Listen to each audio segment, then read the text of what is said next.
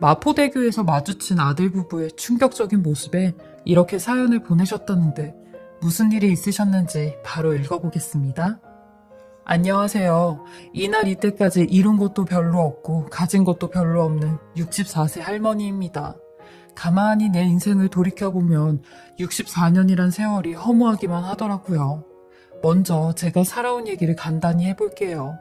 저는 20살에 서울로 돈을 벌겠다며 저 먼 강원도 홍천에서 아버지 엄마의 만류에도 불구하고 몰래 짐을 싸들고 서울로 도망을 간 사람이에요. 그땐 왜 그리도 가난한 농사꾼의 집안이 싫었는지 이 구질구질한 시골을 떠나고 싶었죠. 그리고 동네에서 잘 알고 지내던 언니가 한 명 있었는데 그 언니가 서울에서 공장을 다녔어요. 한 번씩 그 언니가 고향에 내려올 때면 삐까번쩍한 구두에 원피스에 양손 가득 부모님 선물을 사오는 모습이 그렇게 부럽더라고요. 그 모습에 나도 고향을 떠나 서울로 가야겠다는 결심을 하게 되었어요. 근데 그때 저희 부모님은 서울엔 무슨 도깨비라도 살고 있는 줄 아셨고 그냥 동네 총각 만나 결혼하고 농사일이나 하라고 하셨어요. 하지만 전 돈이 벌고 싶더라고요. 그저 돈을 벌고 싶단 마음에 부모님 두 분 가슴에 대못을 받고 서울로 야반도주를 하게 되었거든요. 저는 만나는 사람들에게 강원도에서 왔다는 얘기를 일절하지 않았어요. 강원도에서 온 아무것도 모르는 쑥맥인 여자 취급을 받지 않으려고 아주 부단히 애를 썼죠. 근데 결국엔 사기를 당하더라고요. 바로 저희 남편한테 사기를 당했는데 총각인 줄만 알았던 남편이 사실은 장가를 2번씩이나 다녀온 남자였어요. 저는 그것도 모르고 남편과 결혼을 하게 되었는데 차마 이런 남자와 사는 걸 저희 부모님께는 알릴 수가 없었고 전 그렇게 평생을 불연녀로 부모님 얼굴도 뵙지 못한 채 살았어요. 그래서 그런지 지금 저의 고난이 불효에 대한 대가인가 봐요. 결혼을 하고 나서 얼마 안 돼 남편이 두돌 갓진한 남자아이를 데리고 왔는데 그때 알게 된 거죠. 전 부인 사이에서 낳은 자식이라는 걸요. 남편은 이제부터 이 아이는 우리가 키워야 된다고 하는데 저는 이 아이한테 무슨 정이 붙었는지 내 자식도 아닌데 열심히 키웠습니다. 어쩌면 이 아이를 키우면서 저희 부모님께 죄스러운 마음을 용서라도 빌듯이 더 열심히 키운지 몰라요. 근데 제 남편이라는 인간은 재벌은 남 못 준다고 또다시 저와 지 어린 아들만 남긴 채 호련히 자취를 감춰버렸습니다. 심지어 남편 놈은 제가 고향에 보내려고 모아둔 돈 50만 원까지 가지고 사라졌는데 정말 하늘이 무너지는 것만 같았습니다. 저랑 딱 5년을 살았고 이때 아들의 나이는 7살이었습니다. 근데 차마 이런 아들을 두고 떠날 수가 없었어요. 아무리 내 아들이 아니어도 5년이란 시간을 같이 했는데 날 엄마라고 따르는 이 조그마한 아이를 두고 갈 수가 없었어요. 그렇게 저는 끝까지 아들에게 친엄마로 남기로 마음을 먹었습니다. 물론 저희 아들은 이런 사실을 몰랐죠. 제가 꼭꼭 숨겨왔으니까요. 제 주변 모든 사람들도 아들이 제 친아들이라고 알고 있거든요. 저는 12시간의 노동으로 한 달에 8만 3천 원을 벌었고 다 쓰러져가는 판잣집에서 사글세 5만 원을 내며 아들과 함께 아둥바둥 살았어요. 하지만 엎친 데 덮친 격으로 제가 다니던 공장이 부도가 났고 밀린 4개월치의 월급도 받지 못한 채 쫓겨나게 되었습니다. 전 당장 일을 구해야 됐고 손에 잡히는 대로 일을 했어요. 배운 게 없으니 육체적으로 할 수 있는 노동은 전부 다 했죠. 안 해본 일이 없을 정도로 청소며 서빙이며 가사 도우미며 간병인 일까지 손에 잡히는 대로 일을 했어요. 다행히 이렇게 사는 걸 두 눈으로 보고 자란 아들은 속 한번 썩이지 않고 바르게 자랐습니다. 어디 나가서 저의 자랑이 될 정도로 공부도 곧잘 했고 한 번도 속을 안 썩이며 잘 커왔죠. 1년 중 거진 300일을 라면만 먹고 살 때도 아들은 군소리 한 번을 안 했습니다. 나중에 지가 크면 꼭 성공해서 우리 엄마한테 효도를 할 거라고 입에 침이 마르도록 얘기를 했던 아들이었죠. 그리고 아들이 고3 때 저희 엄마가 돌아가셨다는 소리를 듣게 되었어요. 그리고 아들을 데리고 엄마의 장례식장으로 찾아갔습니다. 20년 동안 한 번도 찾아뵙지 못한 엄마를 장례식장에서 보게 되니 전 눈물을 흘릴 가치도 없는 사람이었습니다. 근데 제가 이렇게 심적으로 힘들어할 때 저희 아들이 생전 안 하던 짓을 하는 겁니다. 애가 도대체 왜 이러지 싶었죠. 아들은 제게 엄마 저 대학 안 가고 공장이라도 취직하려고요. 그러니까 엄마도 그렇게 아세요. 저 대학 안 가요. 라고 하는데 전 그런 아들에게 처음으로 소리를 질렀어요. 뭐 이놈아? 너 지금 시험 3달 앞두고 그게 무슨 소리야? 엄마가 이렇게 사는 거 보고도 공장에 취직을 하겠다고? 그런 소리를 해? 너라도 엄마처럼 살면 안 되잖아. 무조건 대학은 가야지. 엄마가 지금 할머니 때문에 힘든 거 알면서 너까지 그런 소리를 하면 어떡해? 라고 하니 대번 저를 밀치고 밖으로 나가버리는 겁니다. 밤새 아들을 찾아다녔고 지하철역에서 쭈그려 앉아있는 아들을 발견했습니다. 그리고 아들을 데리고 와 따뜻한 밥을 해먹이며 이 세상에 우리 둘밖에 없는데 둘 중에 하나는 제대로 된 사람이어야 하지 않냐고 했죠. 아들은 제 말에 울면서 꾸역꾸역 제가 차려준 밥을 다 먹더라고요. 그리고 제 바람대로 대학에 입학을 했어요. 엄청 좋은 대학은 아니지만 학비가 저렴한 서울 4년제 국립대학교에 입학을 했죠. 그리고 졸업 후 아들은 중견기업에 취직을 했고 대리 직급을 달자마자 결혼을 했어요. 며느리도 참 착하고 참한 아이였는데 아들은 지랑 똑 닮은 아이를 데리고 왔더라고요. 저도 며느리가 생겼다는 생각에 얼마나 기분이 좋은지 밖에 다닐 때도 꼭 손을 잡고 다녔어요. 정말 딸 하나 생긴 기분이더라고요. 이렇게 없는 집안에 시집을 오는데도 저희 며느리는 싫은 내색 한 번을 안 했어요. 저한테도 얼마나 잘하는지 몰랐죠. 저도 이런 며느리에게 없는 살림이지만 뭐 하나라도 더 챙겨주며 잘 지냈어요. 그리고 전 55이라는 나이에 맞지 않게 허리가 완전히 휘게 되면서 그 흔한 청소일도 하지 못하게 되었습니다. 돈은 벌어야겠고 자식한테는 죽어도 손을 벌리기 싫었거든요. 아들 결혼할 때 제가 보태준 게 없어서 지네 둘이 어떻게 사는지 누구보다 더 잘 알고 있는데 제가 도움이 되진 못할 망정 폐를 끼치는 건 싫었어요. 그래서 사실 창피하지만 폐지 줍는 일을 시작했어요. 아줌마인데도 불구하고 창피하더라고요. 동네에 아는 사람들과 마주치지 않으려고 새벽에 나가서 빡쓰고 고무리고 돈 될 만한 것들을 다 주워다 팔았어요. 5,000원, 8,000원을 받아가며 그거 아끼며 살았어요. 근데 이 일도 한 7년을 하다 보니 저도 얼굴이 두꺼워지더라고요. 이제는 되려 동네 분들이 저희 앞에 박스나 고초를 두고 가시더라고요. 저희 아들도 이런 제 모습을 보면서 용돈을 더 드리지 못해서 죄송하다는 말을 하더라고요. 전 그런 아들에게 무슨 소리냐고 했어요. 한 달에 30만 원 벌려면 얼마나 힘든지 아냐고. 이것도 내가 미안해서 못 받는 판인데 그런 말 하지 말라고 했죠.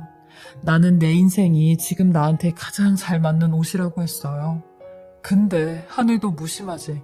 이런 제게 또 한 번의 시련이 닥쳤습니다. 그동안 제대로 된 건강검진 한 번을 못 받아보다가 결국 당뇨 합병증으로 신장이 완전히 망가지면서 투석을 해야 되는 상황까지 오게 되었어요.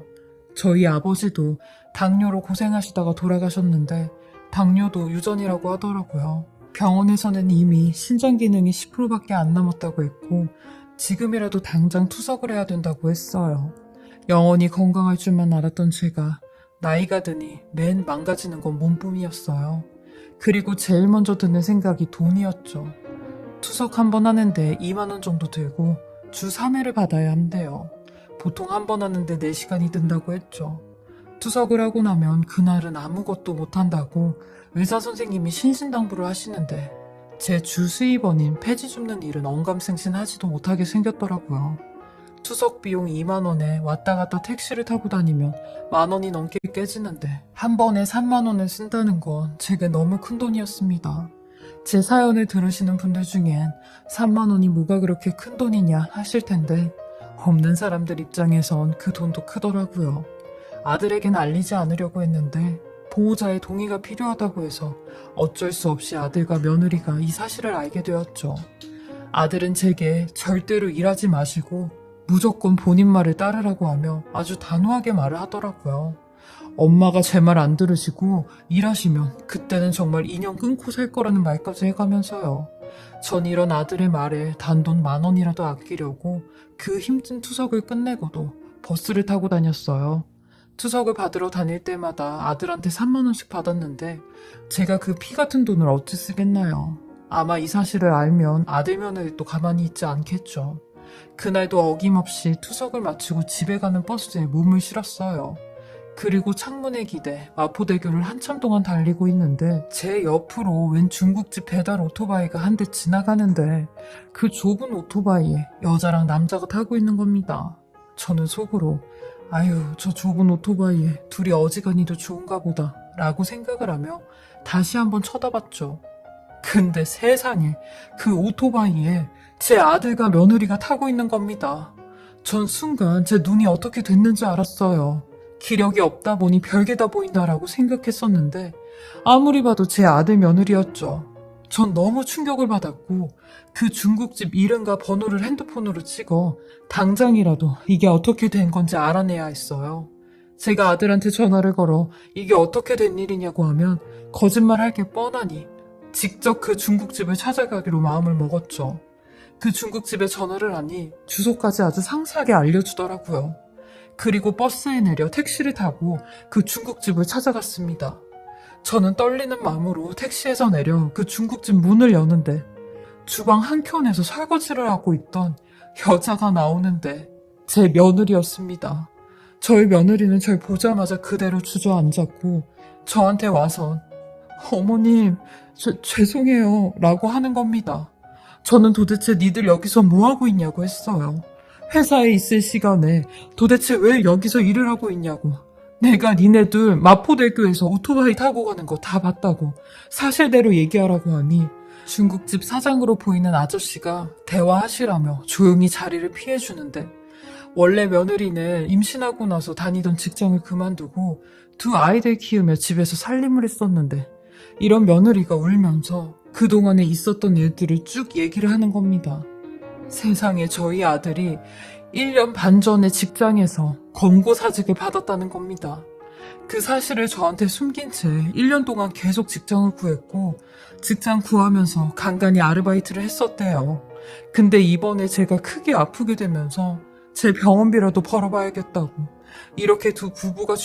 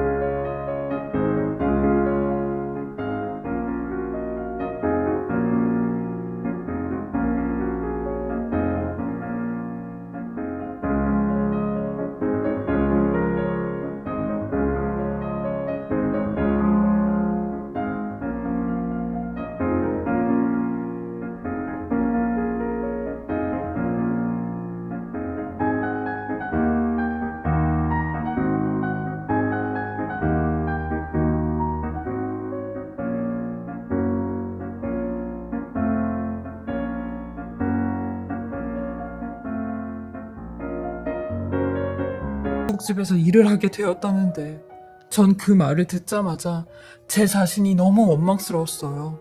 결국 아들 며느리의 피를 빨아먹고 사는 존재 같았거든요. 그리고 타고 다니던 차까지 팔아 중국집 사장님의 배려로 출퇴근용 배달 오토바이를 하나 받았다는데 전 그 자리에서 오열을 했습니다. 며느리도 울고 저도 울었네요. 그러던 찰나 아들이 배달을 다녀왔는지 땀이 범벅이 된 채로 돌아왔고 아들에게 다가가 어째 이러냐고 했어요. 엄마 가슴에 이렇게 대 모습 받고 싶어? 나야 살 만큼 살았잖아. 니들이 살아야 될 거 아니야. 아들 며느리가 이렇게 번 돈을 내가 어떻게 받아? 했죠. 그러니 아들은 헬멧 사이로 흐르는 땀과 눈물이 범벅이 된 채로 제게 충격적인 말을 하기 시작하는 겁니다. 어머니, 저 사실 제가 어머니 아들 아닌 거 다 알고 있었어요. 라는데 전 순간 아들의 그 말을 듣고 입이 다물어지지가 않았어요. 그러면서 어머니께서 친아들도 아닌 절 40년 넘게 돌봐주시고 키워주시고 어느 누가 어머니처럼 남의 자식을 이렇게 키워줘요. 제가 어머니를 만나지 않았더라면 전 이런 사람조차 될 수 없었을 거예요. 라고 하는데 전 제 아들이 이 사실을 알고 있을 거라곤 꿈에서조차 생각을 못했습니다. 40년이 넘도록 저 혼자 감추고 감춘 이 사실, 남들한테 들키지 않으려고 잠꼬대조차 하지 않았는데 아들은 이미 알고 있었다니 정말 하늘이 무너지는 것만 같고 제가 죄인이 된 기분이었어요. 전 아들의 말에 차마 고개도 못 들고 하염없이 눈물만 흘리고 있었죠. 그러니 아들이 제 손을 잡으며 어머니, 울지 마세요. 제가 어머니한테 받은 이 은혜를 무엇으로 갚아야 할까 고심을 한 끝에 이렇게라도 갚고 싶었어요. 하는데 아들에게 도대체 그 사실을 언제 어떻게 알았고 숨긴 건 얼마나 되었냐고 물어봤어요. 그러니 아들 나이 19살 때 저희 어머니 장례식장에서 듣게 되었다는 겁니다. 아들이 계단에 쭈그려 앉아 있는데 저희 친언니와 형부가 하는 얘기를 듣게 되었대요. 저희 친언니만 이 사실을 알고 있었거든요. 하필이면 그때 그걸 아들이 듣게 된 거죠. 그 이후로는 쭉 알고 있었다는데 그래서 그때 대학 시험 3달을 앞두고 대학에 가지 않으려고 한 것도 이것 때문이었다고 하더라고요. 제가 본인의 친모도 아닌데 여태까지 버리지 않고 키워준 것도 감사한데 속 편하게 대학 공부를 하는 게 죄스러웠대요. 엄마도 아닌 제가 본인 대학 학비 때문에 고생하는 게 미안했다네요. 그래서 대학에 안 가고 나가서 돈을 벌려고 했었대요. 돈을 벌면 당장이라도 생활비를 벌 수 있으니 그거라도 저를 돕고 싶었다는데 저는 이런 아들의 얼굴을 쓰다듬어주며 진명아, 그 은혜 갚을 필요 없어. 네가 그동안 자라면서 나한테 준 행복감이 얼마나 큰지 아니? 부모도 없고 남편도 없는 내 인생에 너라는 아들이 생겨 내가 얼마나 든든하고 행복했는지 모른다. 판잣집에 비가 새서 빗물이 뚝뚝 떨어져도 너와 함께 있으면 외롭지 않고 엄마는 행복했어. 만약에 너라도 없었다면 얼마나 처량했겠니? 내가 널 키우면서 느꼈던 기쁨은 어떠한 걸로 대체가 안 돼. 비록 내가 널 낳진 않았지만 너는 내 아들이야 라고 말하니 아들이 제 손을 꼭 잡으며 눈물을 삼키며 엄마라고 하더라고요. 그러니 옆에 있던 며느리도 제 손을 잡고 어머님 감사합니다. 어머님께서 이런 훌륭한 아들을 키워주셨어요. 저희 다시 일어날 거예요. 그러니까 어머님께서도 포기하지 마시고 건강 챙기셔야 해요. 라고 하는데 제가 정말 복이 많은 사람이라 생각했어요. 아들이고 며느리고 세상에 이런 자식이 어디 있겠나 싶었고 이런 제 자식들로 인해 부모님을 떠나 서울로 도망온 저의 죄가 다 사해진 것 같았죠. 이 일이 있고 난 뒤 2년이 흐른 지금 저는 여전히 투석을 받으며 하루하루를 소중히 살고 있고 저희 아들과 며느리는 그 중국집을 인수받아 가게 사장님이 되었어요. 저도 몸 컨디션이 좋을 때면 가서 설거지라도 돕고 있어요. 투석받는 몇 년간은 식사 조절만 잘하면 한동안은 버틸 수 있다고 하더라고요. 하지만 여기서 몇 년이 더 지나면 정말 큰 고통을 느끼게 된다는데 그때는 말할 기운도 목소리도 나오지 않는다고 하더라고요. 그때가 오기 전까지 아들 며느리와 함께 남은 여생 조금이나마 추억을 쌓으려고 가게에 나간답니다. 비록 제 인생이 훌륭하진 않았지만 이런 아들 며느리를 둔 엄마로서는 훌륭하다고 생각해요. 지금은 그동안 살아온 64년 평생 제일 행복하고 기쁘답니다. 제 사연 들어주시는 모든 분들도 행복하시고 건강하시길 바라겠습니다. 지금까지 사례자분의 글을 읽어보았는데요. 아드님께서 그 모든 사실을 알고 계셨다는 말에 저도 정말 놀랐습니다. 사례자님의 그 따뜻한 마음이 아드님께도 전해져 이런 행복한 가정을 이뤄내신 것 같아요. 사례자님 말씀대로 사례자님 정말 훌륭한 어머니세요. 건강관리 잘하셔서 오래도록 가족분들과 함께 행복하시길 바라겠습니다. 지금까지 커피앤톡이었습니다. 오늘도 제 채널을 봐주셔서 감사합니다.